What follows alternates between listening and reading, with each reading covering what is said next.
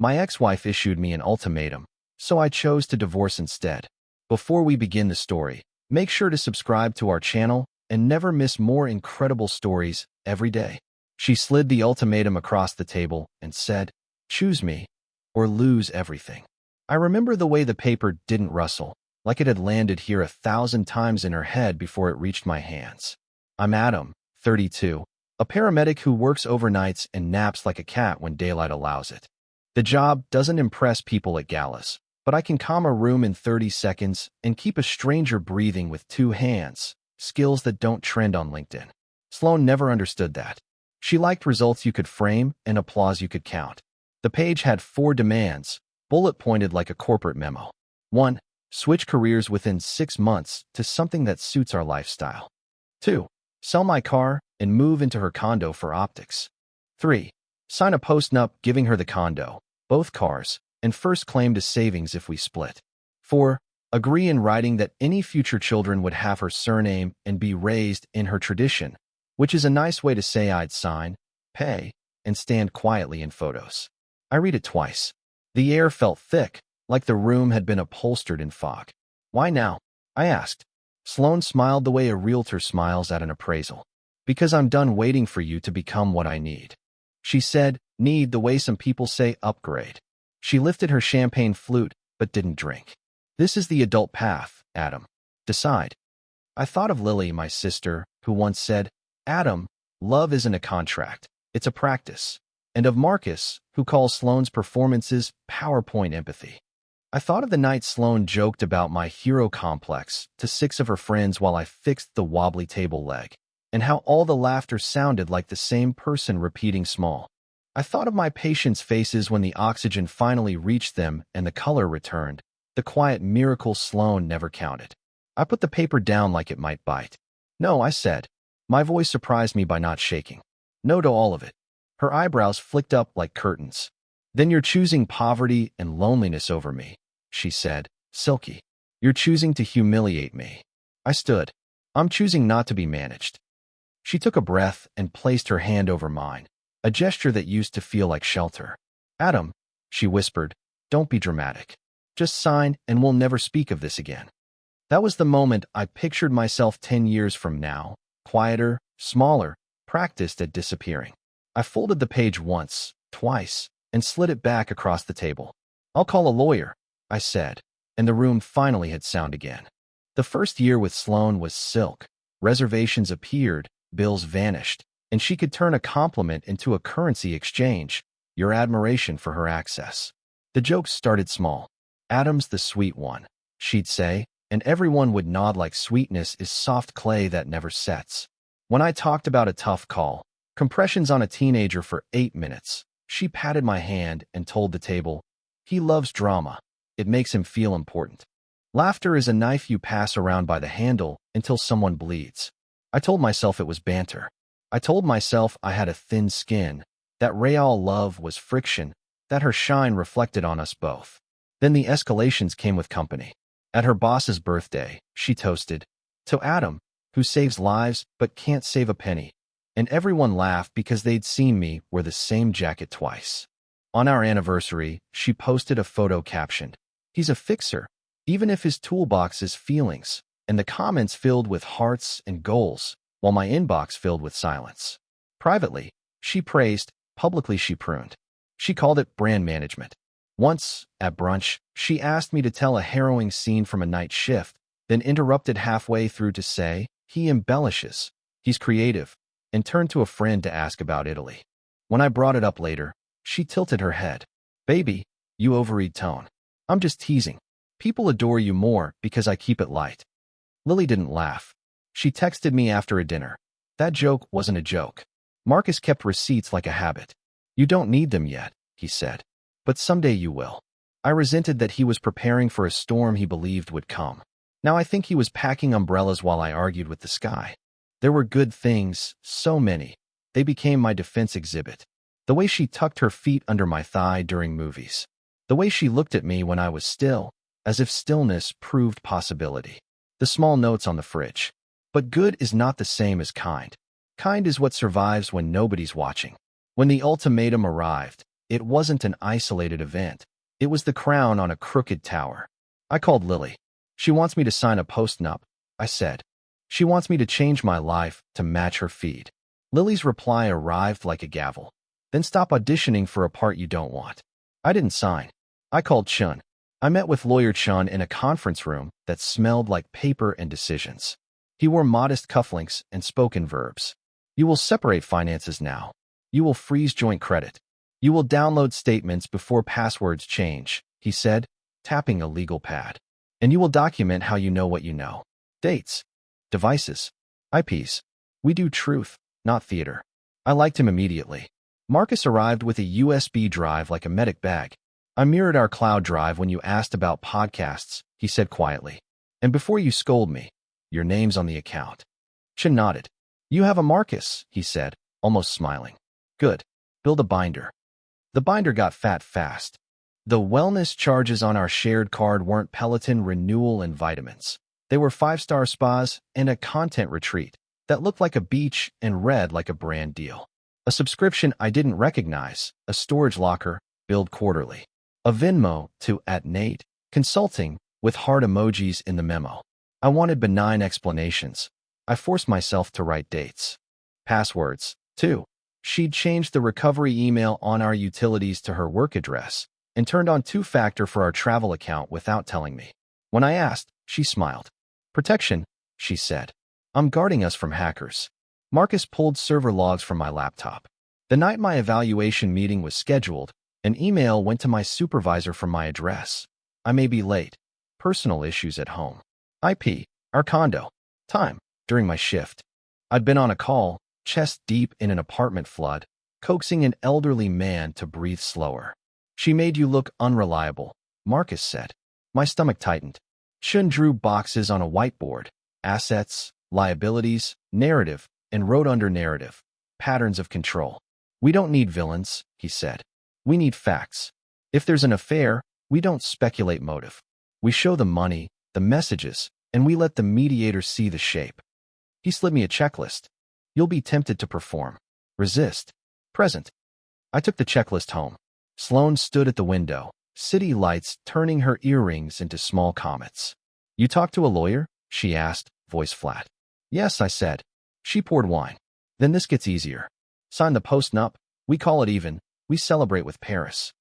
I opened a folder and laid down statements like stepping stones across a river. She didn't blink. Cute, she said. Curated.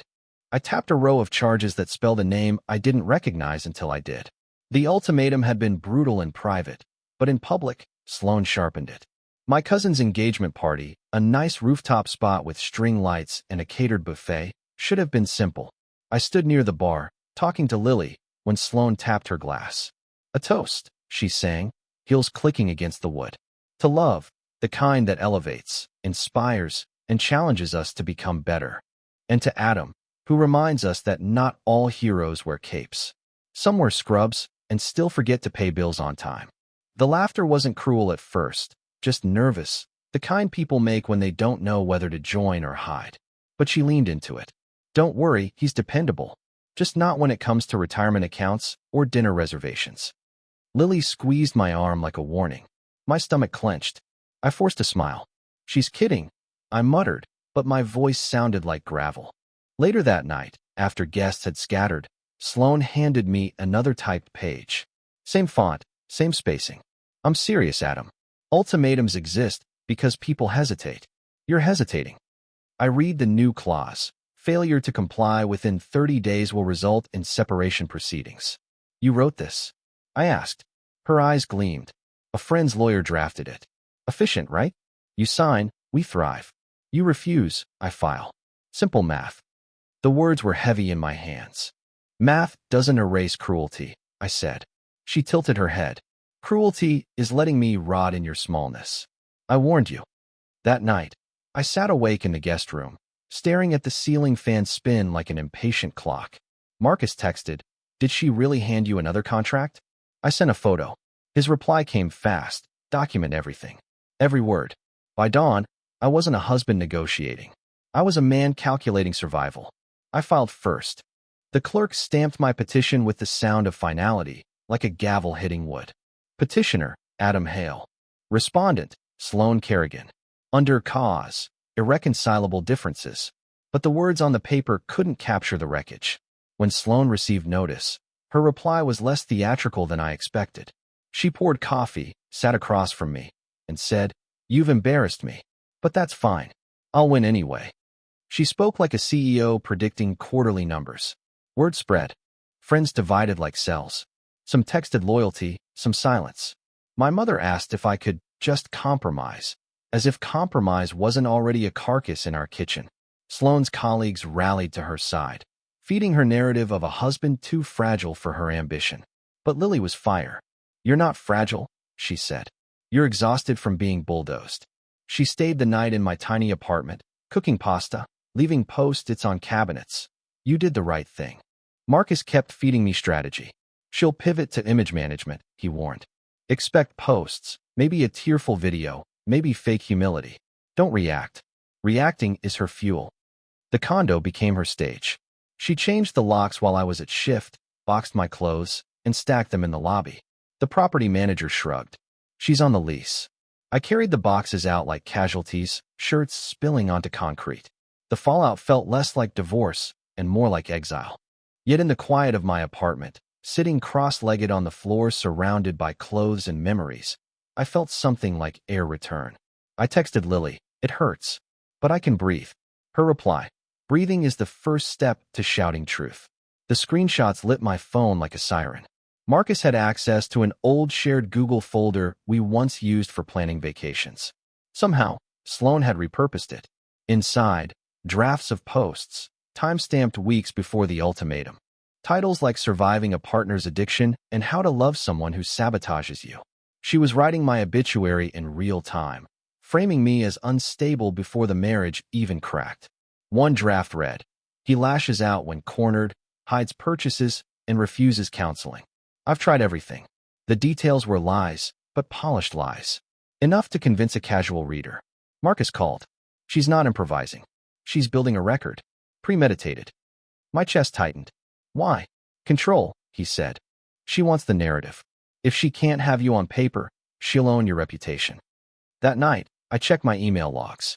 3 login attempts from her condo's IP. 1 success.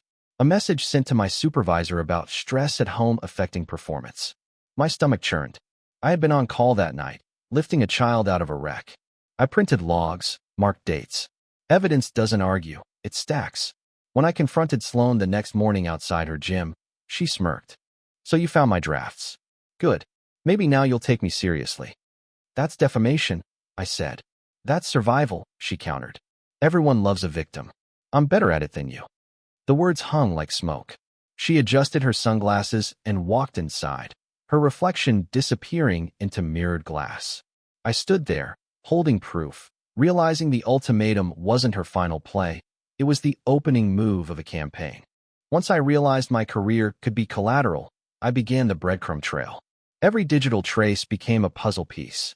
Bank statements revealed oddities, small Venmo transfers to consultants, each with emoji hearts, stacked over months. Charges to a storage unit 3 neighborhoods away, billed quarterly under her name, but paid from our joint account. Marcus and I drove to the unit. The clerk didn't ask questions, just scanned her name and buzzed us in. Inside were crates of receipts, travel bags, and a box of business cards labeled Influencer Partnerships. I thumbed through them. Most were signed Nate. The same Nate from her Venmo. I took photos, every angle, every receipt. Marcus kept watch near the door. "She's been building a parallel life," he muttered. "This isn't about you.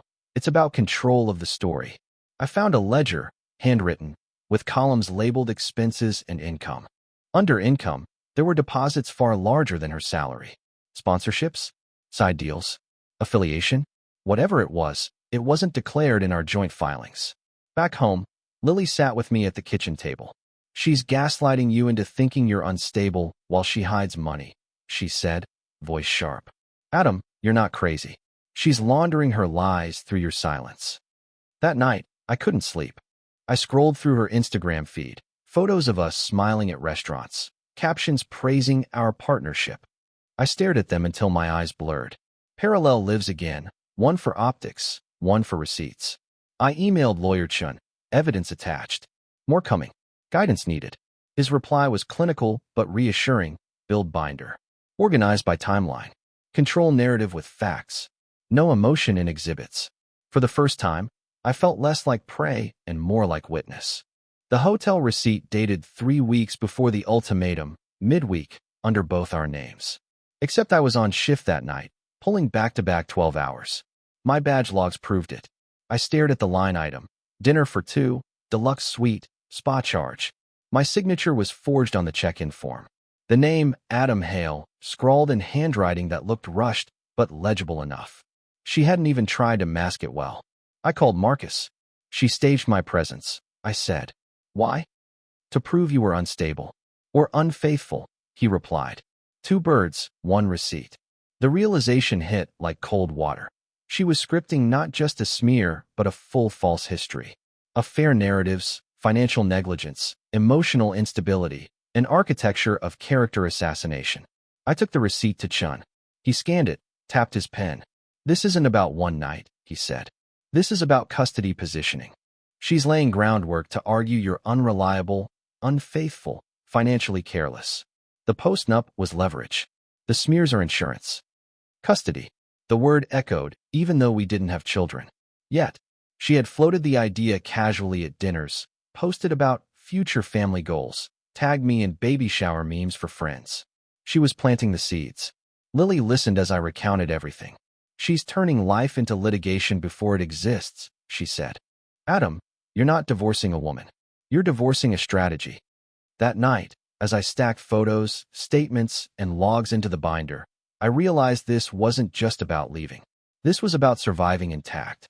And then my phone buzzed with an anonymous text. "You'll regret this.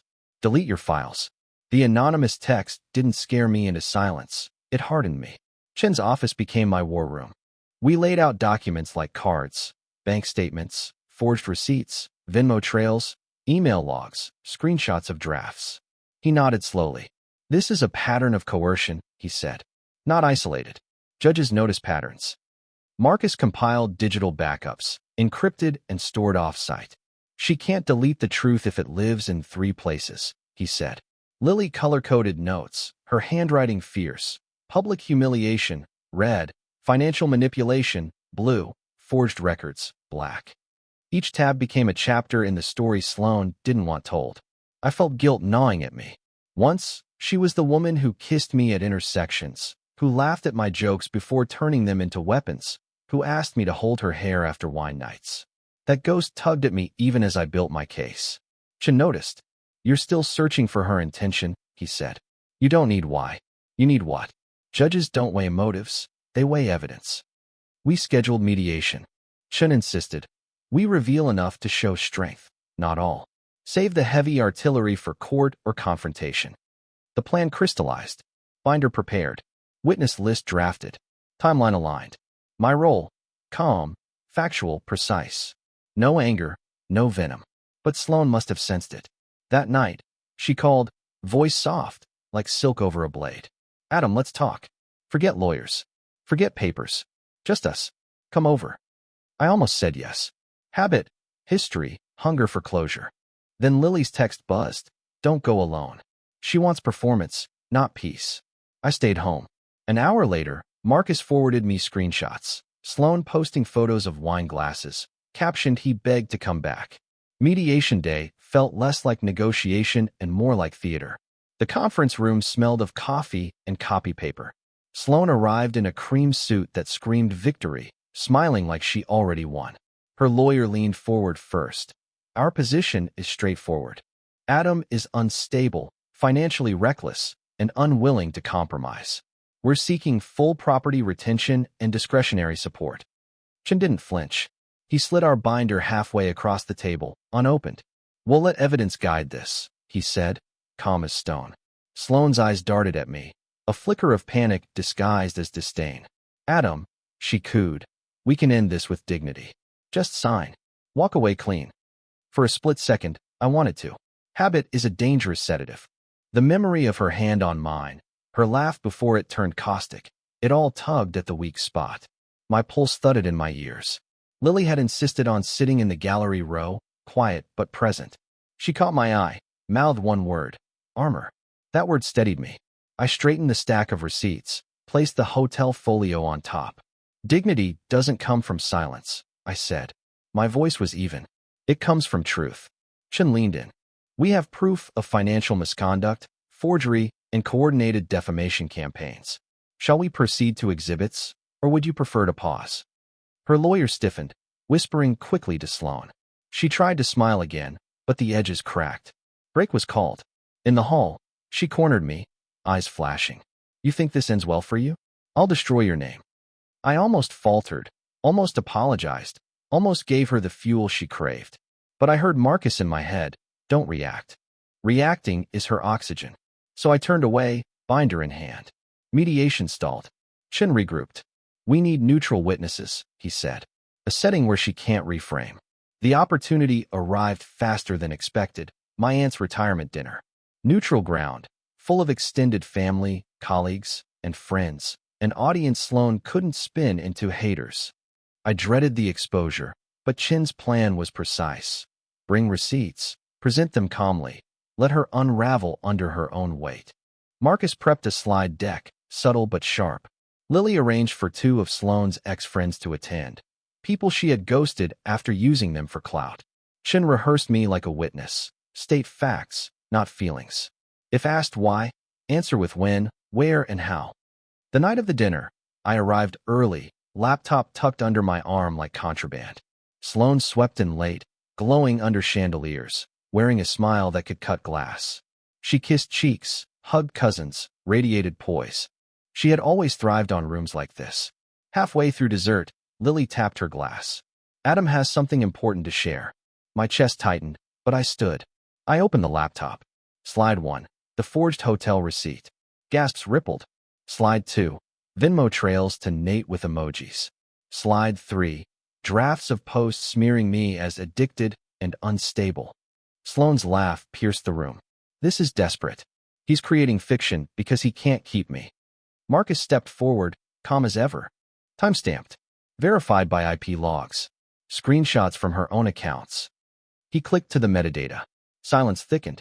Her composure faltered. She grabbed her wine, sipped too fast. This is taken out of context, she stammered. Chun, seated quietly, finally spoke. Context is for feelings. These are facts. The room buzzed with whispers. Sloane's mask began to crack. The outburst silenced the room.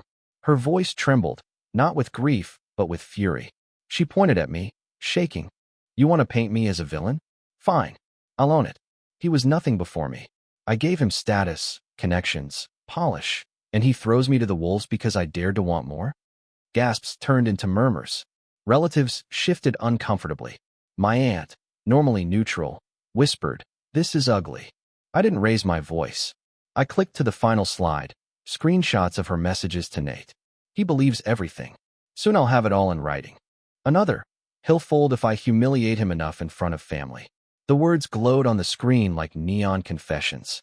Silence clamped the room. Lily's voice broke the stillness. This is who you've been defending when you call Adam weak. Sloane lunged for the laptop. Marcus intercepted her, steady and calm. Chin stood, gathering papers. This is sufficient for court, he said, but perhaps unnecessary if acknowledgement occurs now. Her eyes darted, searching for allies. None spoke. The weight of her own words pressed down. It was strategy, she said finally, almost pleading. Everyone strategizes. Relationships are power. No, I said, voice level. Relationships are respect. And you killed it. She froze, the mask fully gone. For the first time, the room saw not charm but calculation.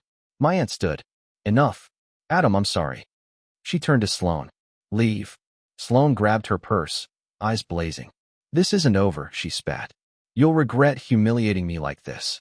She stormed out, heels cracking like gunshots. The room exhaled as one. Chin closed the binder. Now we proceed formally, he said. The days after the dinner felt like living under aftershocks. My phone buzzed with messages that split cleanly into camps. We believe you. Stay strong versus why humiliate her in public? My mother sighed into the phone, asking why I hadn't just handled it privately. But there was no private left. Sloane had made sure of that long before. At work, Colleagues eyed me curiously. One paramedic partner muttered, "Heard your exes ran on Facebook. Nasty stuff." I checked the page. A lengthy post from Sloan about being betrayed by someone who couldn't handle her ambition. Screenshots of my binder were conspicuously absent. She tagged charities, influencers, even mutual friends. But the comments section told another story. People posting links to my receipts, the metadata, the hotel bill. Truth had legs now, moving faster than her spin. Chen warned me, "Do not reply online. Silence here is strength. Let the record work." He filed motions with attached exhibits, each one neat and surgical. Marcus kept me grounded with late-night coffee and blunt pep talks. "She's not fighting for love," he said. "She's fighting for reputation. You already took that mask off." The legal consequences started landing. Her lawyer withdrew. Financial institutions flagged her accounts. The storage unit was subpoenaed. She called me one night, voice brittle. "You've ruined me." I closed my eyes and let the silence be my answer. But fallout cut me, too. Friends distanced themselves, tired of drama. Shifts at work grew heavier, whispers clung. My body carried the strain, shoulders knotted, sleep fractured. Divorce doesn't end battles, it trades them. Through it all, Lily reminded me, "You didn't burn it down. You stopped pretending it wasn't already ashes." Testifying was brutal but clarifying. In a sterile courtroom, I repeated facts while lawyers scribbled. Dates, receipts, timestamps. The judge nodded often, occasionally frowning at the forged signature. When asked about my ex-wife's intentions, I quoted Chun, "I can't say why, only what." It was oddly freeing to let the evidence, not my pain, be the loudest voice. The ruling placed boundaries in ink. Division of assets in my favor, her accounts frozen pending investigation, a no-contact clause except through legal channels. I walked out lighter, not because justice was perfect, but because silence had finally become mine to shape. Healing came in increments. Therapy sessions where I learned my reflex to appease was survival, not weakness. Support groups where strangers nodded at my story and replied, "Me too." Walks without headphones, letting birdsong fill the spaces once held by her criticisms. Boundaries hardened. I blocked her on every platform. Told friends, no updates, no gossip. If she posted, I didn't see it. If she raged, it was to an empty theater. Chun filed a final note. Case closed, record corrected. Lily smiled when she saw me cook dinner again. "You look taller," she said. Marcus joked, "Or maybe you're just not ducking anymore." Their words stuck. Survival had become posture, and posture was changing. One evening, I found Sloane's last text in my archive. "Without me, you're nothing." I didn't delete it. I left it there, a fossil, proof of what I survived. Proof that nothing had become breathing, eating, laughing again. Proof that nothing was more peaceful than her everything. Looking back, I see the ultimatum for what it was. Not a fork in the road, but a mirror. She handed me a paper that asked, "Will you live smaller to fit me?" My answer, for once, was no. Divorce didn't rescue me from pain. It dragged me through it. Nights of doubt, mornings of exhaustion, moments of guilt for ever loving someone who weaponized closeness. But survival taught me something textbooks never could. Dignity is not negotiable. Lily's words became my compass. You stopped auditioning for a part you never wanted. Marcus's steady counsel reminded me, receipts matter more than rhetoric.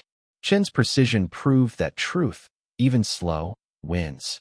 So here is my advice. For anyone staring down an ultimatum wrapped in love, pause.